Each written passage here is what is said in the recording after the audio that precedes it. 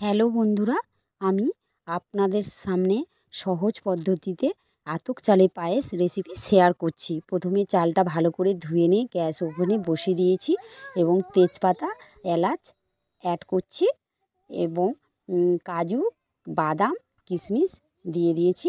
আতপ চালটা ফুটে গেছে, একটু ভালো করে নাড়াচাড়া করে নিচ্ছি। ঢাকনা লাগিয়ে দিয়েছি, ঢাকনাটা খুলে নেব। পায়েসটা একটু নাড়াচাড়া করে নিচ্ছি। দুধ আর নারকেলটা অ্যাড করে দেব। দুধটা দিয়ে দিয়েছি, নারকেল কুড়োটা দিয়ে দিয়েছি।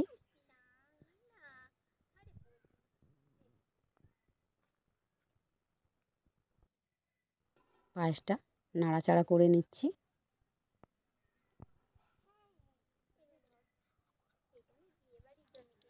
লবণ সামান্য পরিমাণে দিয়ে দিয়েছি এবং চিনিটা পরিমাণ মতন দিয়ে দিচ্ছি। পায়েসটা নাড়াচাড়া করে নিচ্ছি। ঢাকনা লাগিয়ে দিয়েছিলাম, খুলে নিলাম। দেখো বন্ধুরা, পায়েসটা খুব সুন্দর হয়ে গেছে। এই রেসিপিটা, এই পায়েস রেসিপি আপনারা বাড়িতে ট্রাই করবে।